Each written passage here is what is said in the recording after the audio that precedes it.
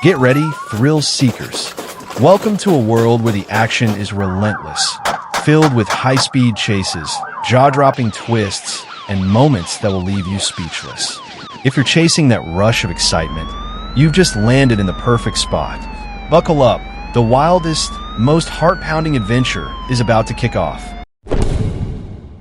On July 11th, 2018, 25-year-old Thomas Romero was fatally shot multiple times in the chest at a car wash located at 1402 and Eastern.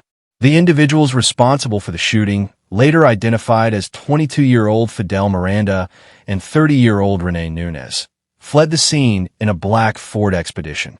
Approximately 2 hours later, a Las Vegas Metropolitan Police officer located a vehicle matching the description near 29th Street and Constantine Avenue. Charlie 4 in pursuit of the suspect vehicle. It's going to be southbound Mojave. Shots fired! Shots fired! Copy. Southbound Mojave from where? 751, copy you. Be advised, shots fired, shots fired. What's the location? Southbound Mojave passing Bonanza. Black, shots fired still.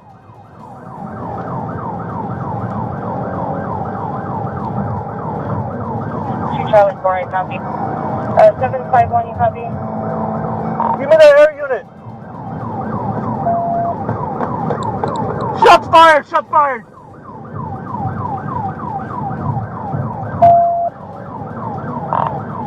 Give me the air unit.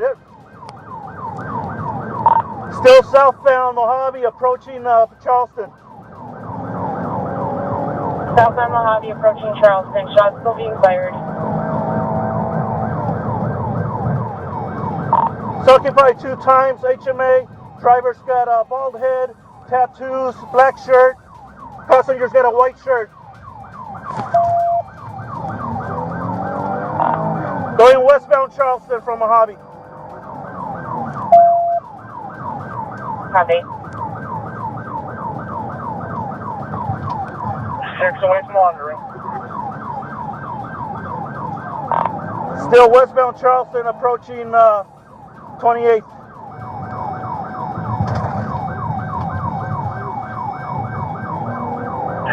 Confirming pursuit. As the chase continued, the suspects fired shots at the pursuing police vehicles, escalating the danger of the situation. In the heat of the moment, one officer returned fire, engaging in a tense gun battle with the suspects.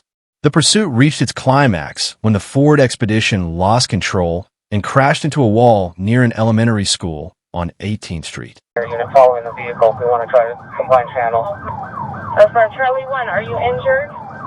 It's Charlie 4. I'm not injured. Okay, copy. 6, I'm going to switch over to D-Tech so we can... Watch out! Shots fired! Shots fired! Shots fired again! Copy. Where are you at, Charlie 4?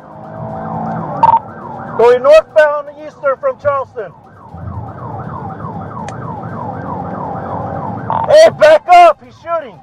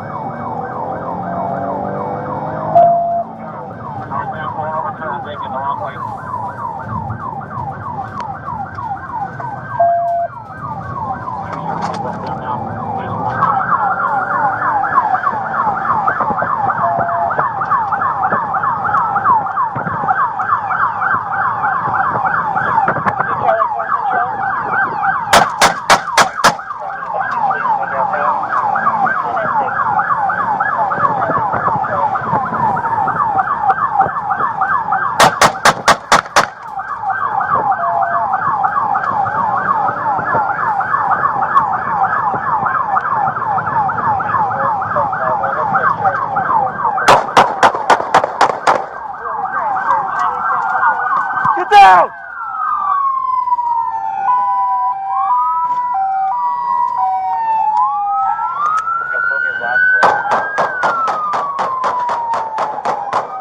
After the crash, 23-year-old Fidel Miranda was found dead, while 30-year-old Rene Nunez, who was wounded, made his way onto the school grounds but was later discovered with a gunshot wound and apprehended.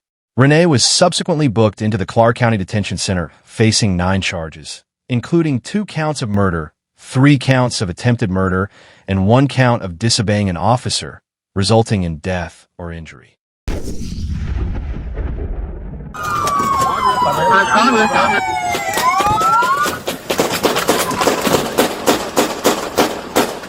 Today's story is one that's packed with high-speed drama, a gunfight, and a wild twist.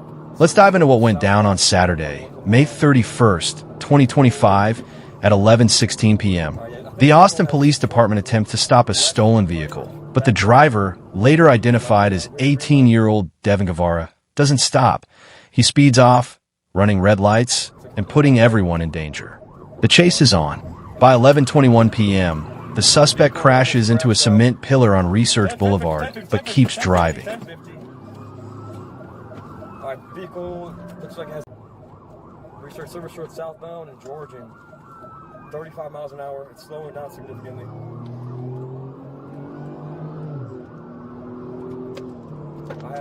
Moments later, he hits an uninvolved vehicle at Research Boulevard in North Lamar, sending his car spinning into oncoming traffic.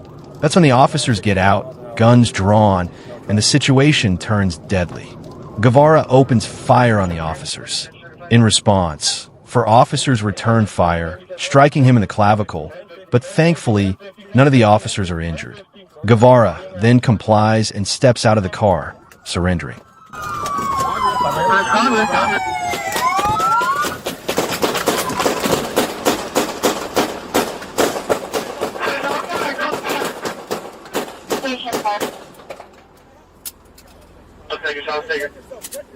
Hey, I got this though. Everyone check yourself real quick.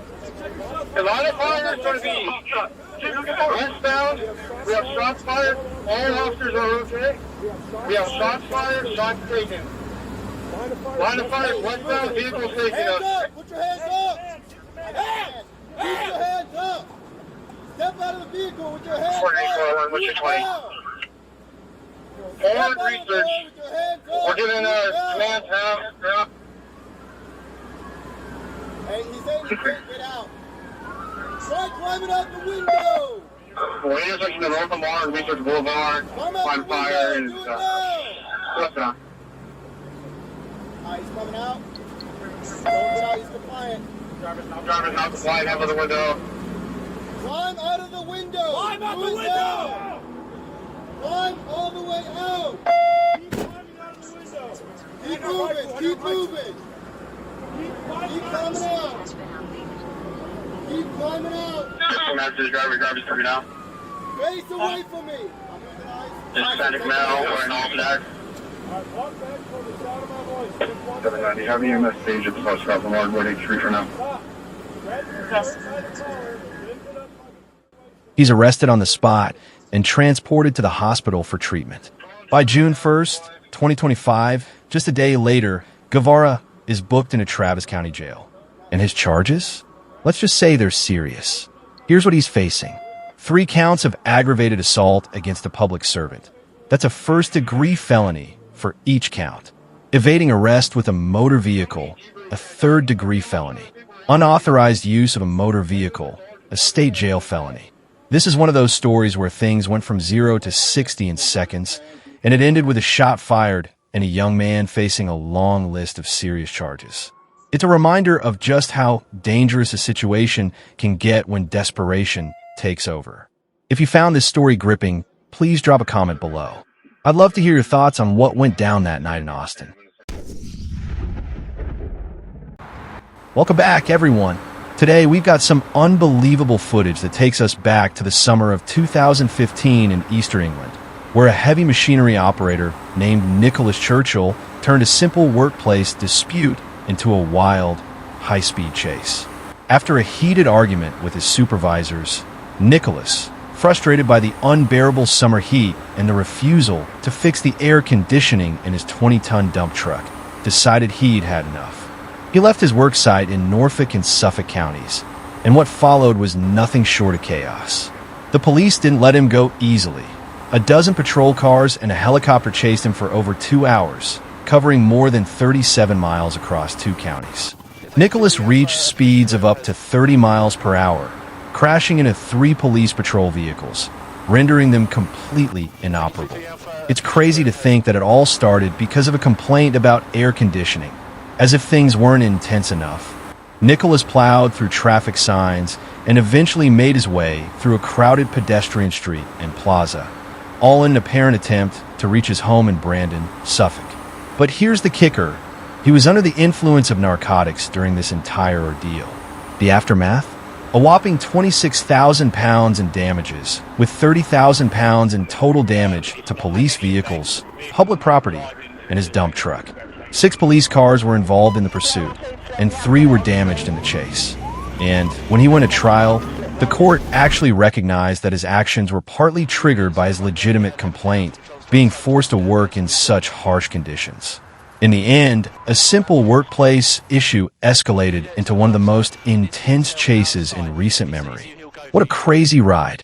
Let us know your thoughts in the comments below, and don't forget to hit that like button for more wild stories like this. Get out of there! Show me your hands!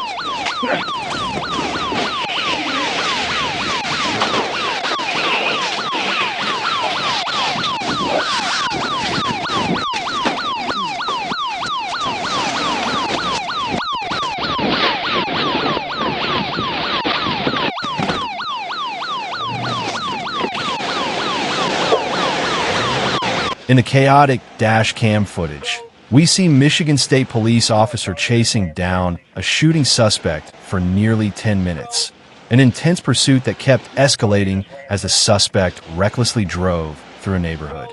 The stakes were high, and the suspect didn't seem to care as he sped through the streets, even taking a dangerous turn by driving the wrong way down a busy downtown street.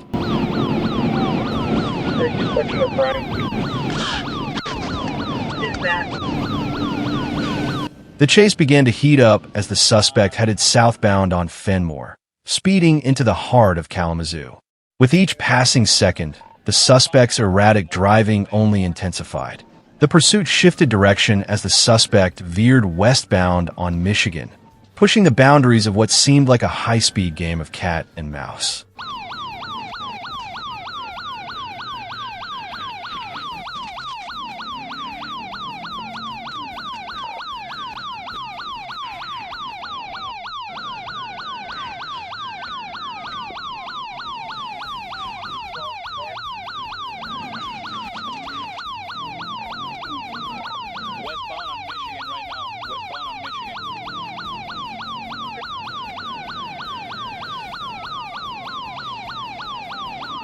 The officers, determined to catch him, pursued just as relentlessly through crowded neighborhoods, with antique cars and tight streets adding to the already tense atmosphere. Their every move mirrored the suspects, and it was clear neither side was willing to back down.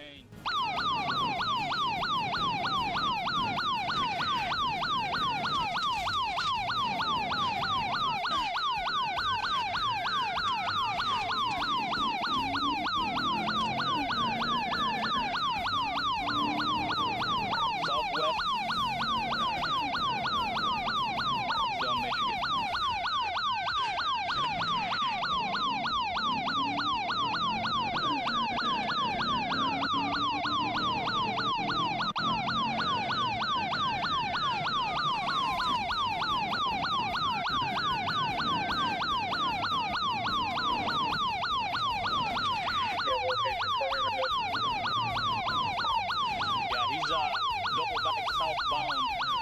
I lost him here for a sec. I'm on West Edge.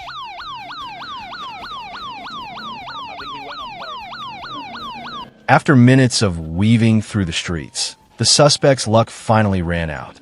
In a moment of panic, the suspect lost control of his vehicle, crashing directly into an apartment building on the street. A desperate escape attempt turned tragic, as the high-speed chase ended in a crash that brought the pursuit to an abrupt halt. For the suspect, the chase had come to an end, but for the officers, It was a reminder of the risks they face every day, chasing down those who think they can outrun justice.